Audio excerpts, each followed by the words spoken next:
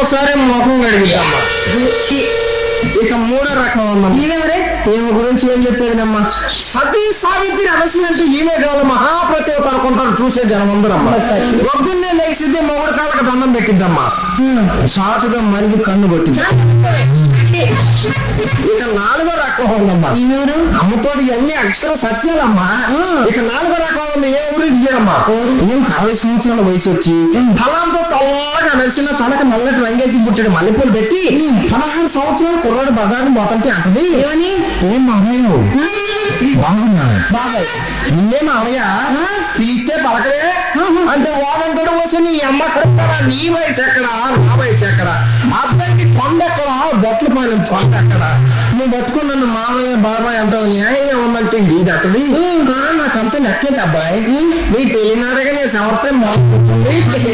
ఇలా మాట్లాడుకొని దేశాన్ని నాశనం చేస్తున్నారు. సరేగా నా అబ్బాయి ఏడమ్మా? అది ఏ అబ్బాయి అమ్మా? అల్లుడు అబ్బాయి. అల్లుడు గారు భవానీ శేఖరం గారు. ఆ వంకరం గారే ఏడమ్మా? శంకరం గారు అట్లా ఎంత మర్యాద. అసలు భవానీ శంకరం అంటే అర్థం తెలుసమ్మా?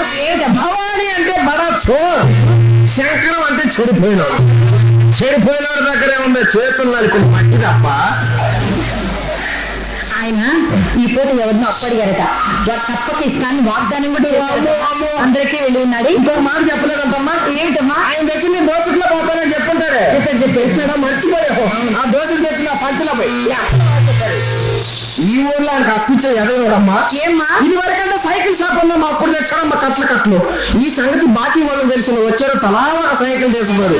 ఇప్పుడు దాని తాలూకు ఒకే ఒక వస్తువు మిగిలితే చేత పట్టుకొని తిరుగుతున్నాడు. ఏమిటమ్మా అది? గాలి కొట్టే పంపుతో మనకి ఏమిటమ్మా పని? పెద్దదాని నువ్వైనా చిన్నది చిత్రమైనా గాలి కొట్ట డబ్బులు అడుగుతా. ఇదే కాదు వీడి పని అంతా.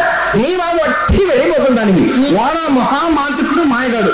వాడు వచ్చే కళ్ళబల్లి మాటలు చెప్పగానే కళ్ళు మూసుకుంటూ వెళ్ళప్పుడు వాడు వచ్చిన పని కాస్త కాల్ చేసుకుని చెప్పకుండా చక్కబోతాడు. చిచ్చి నా కడుపును పుట్టే కానీ అన్ని తండ్రి పోలికలు తండ్రి పుట్టులు అవతల బాబు నాకు అనిపించి మాకు అవతలకు బావే అమ్మా. అన్ని తండ్రి పోలికలు. అమ్మా నేను మాట్లాడుతాను చెప్తావా? చెప్పాం. మన వ్యాపారానికి సంబంధించిన లక్ష్యానికి చేస్తా. వ్యాపారం కాదులేవే, నా పుట్టుకు రహస్యం చెప్పు. మస్తాన్ రెడ్డి గారు ద్వారనాల వాస్తవులు నన్ను ఆశీర్వదిస్తూ అభిమానిస్తూ ఒక 50 రూపాయలు బహుకరించారు. వాళ్ళు ఎల్లవేళ సర్వేశ్వరుడు కళామ తల్లి అష్టైశ్వర భాగభాగ్యాలు ప్రసాదించి వారికి మంచి భవిష్యత్తును ఇవ్వాలని ప్రార్థిస్తున్నాను. అమ్మా నాకు ఊహ తెలిసినప్పటి నుంచి మన ఇంట్లో నువ్వు నేను చిత్ర తప్ప అసలు మా నాన్నగారు ఇప్పుడు కనిపించరు. ఎవరే ఇంటికి మా నాన్నగారు? అమ్మా చెప్పవే ఒకసారి నాన్న అని పిలవాలని ఉంది.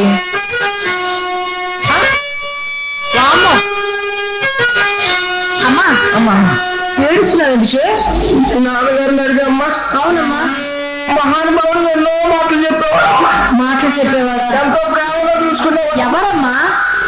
నేను ఎవరని చెప్పేదమ్మా? ఏమిటమ్మా? నువ్వు నా కడుపులు పడ్డప్పుడు 10-15 మంది తిరుగుతూ ఉంటారమ్మా లైన్ లో. అయితే ఈ ఊర్లో ఒక ఆయన మాత్రం గుర్తున్నాడమ్మా. ఎవరమ్మా? బత్తిని సుబ్బారావు అని. మా నాన్నగారమ్మా? బత్తిని సుబ్బారావు అని ఈనాడు ఆఫీసులో పని చేస్తాడు. నా గురించి బ్రహ్మాండంగా రాశాడు. ఆయనే మీ నాన్నగారు. తెలవద్దా? ఆయనే ఉదయం వస్తాడు, రాత్రికి వచ్చారు. ఇంకొక ఆయన ఉన్నాడమ్మా. ఈయన మా నాన్నగారేనా? గోపూరి శ్రీనివాసరావు అని ఆయన కూడా ఇంకొక ఆయన ఉన్నాడు. ఈయన మా నాన్నగారే. నేను ఎవరని చెప్పేదమ్మా అంతా నువ్వు ఎక్కడ పడి అక్కడ అడుగుతావు.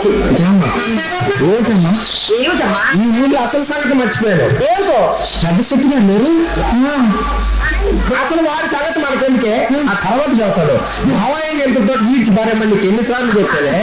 అమ్మా నువ్వు చెప్పాలేవే, నీ సత్తా నేను ఎరుగుతుంది. నేను తప్పితే నువ్వే సెక్రటరీ మాన్యాలు పట్టించేలా ఉన్నావు. ఏమని చదువుతావు వాడికి? ఏం చెప్పమంటావు? ఏమని భవానీ శేఖర్ గారు డబ్బులుంటే లోపలికి డబ్బులు ఎత్త బయటికి పోండి. అదే కదా నేను చెప్తానులేమ్మా. ఒకసారి నా కోసం చెప్పమ్మా. ఏమండి శంకరం గారు? శేఖర్ గారు డబ్బులుంటే మీ ఇంటికి పోండి, లేకపోతే మా ఇంటికి. డబ్బులుంటే వాళ్ళ ఇంటికి పోమంటుందంట, డబ్బులు లేకపోతే ఇట్లా రమ్మంటుందంట. డబ్బులు లేనాడు మనకు దేనికి ఎట్లా వింటున్నామమ్మా తల్లి? ఇప్పుడు కరెక్ట్ చెప్తా. సరిగ్గా చెప్పి. ఏమండి శంకరం గారు? శంకర్ గారు అక్కడ దాకా లేదమ్మా. డబ్బులుంటే మా ఇంటికి రండి, లేకపోతే మా అమ్మ చెప్పమంటే చెప్తా. నేను చెప్పను చెబుతా, నేను చెప్పను చెబుతా అంటే నువ్వు చెప్పు అన్నమాట. అంతేనమ్మా, కడుపులో నేను మాత్రం కౌగులించుకుంటే మాత్రం వచ్చింది అట్లమ్మా. డబ్బులు లేని మనకు దేనికమ్మా. అసలు ఈ సంగతి అంతా కాదు, ఈ ఊర్లో పెద్ద శెట్టి గారు లేరంటమ్మా. పోయారా?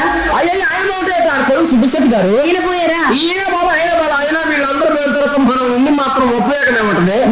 ఈ పొద్దు మన వీధి వైపు వచ్చి మన ఇంటి వైపు అదే పనిగా చూస్తున్నాడమ్మా. ఏమైనా రోగం? ఎలా చూస్తున్నాడు అనుకుంటున్నావు? మామిడి చెట్టు వైపు మరొక చూస్తున్నాడే. తినేవాడికని తిండి లేనాడు చూసేటట్టు ఇలా పోతున్నాడు. అదే మరి మన ఇంటికి వచ్చే ఉన్న అందరికి ఏ రోగం వచ్చిందో ఈడికి అదే రోగం అమ్మా. ఏం రోగం? వలపు రోగం అమ్మా. అమ్మాయి అమ్మా వలపు రోగం చదువుతున్నాడు. దేహార రోగంలో వినమ్మా. వలపు రోగము పుట్టని వాడు అమ్మాయి అమ్మా వలపు రోగము పుట్టని వాడు సానవాడకే రాడు. వచ్చాడే అనుకో. వచ్చపో వాని ఇంటి వంక కన్నెత్తై నన్ను చూడడు.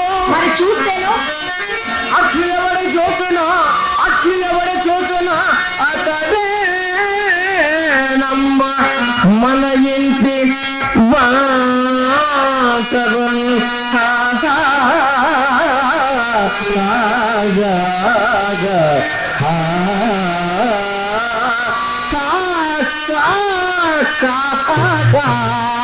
పంతో తగులే బమామని పంతో తగులే చింతామణి పంతో తగులే బమామని పంతో తగులే చింతామణి లలలా లలలా లలలా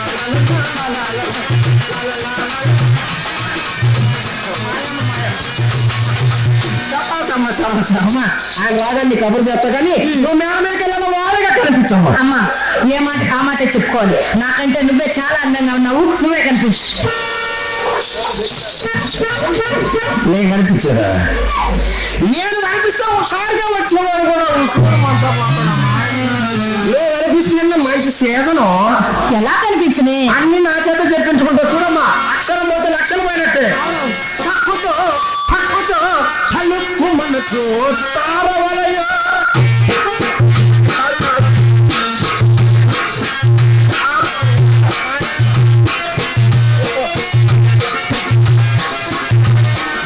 భగవాన్ ఇది లగ్నం చేశాని నన్నంటే బలవంత పెట్టకమ్మా.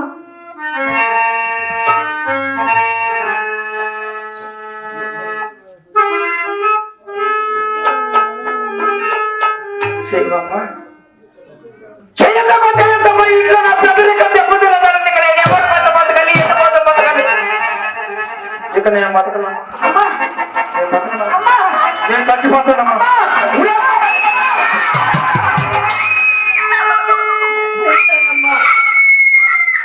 నువ్వు చెప్పినట్టే చేస్తానమ్మా.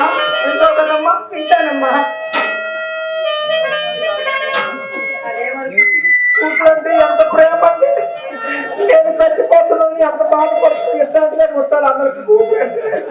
ఎంత మంచిదాని నాకు ఎందుకమ్మా బాధపడుతున్నావు? అమ్మ నేను చచ్చిపోతాను. అమ్మ నువ్వు చచ్చిపోతే మాకు దిక్కెవరే?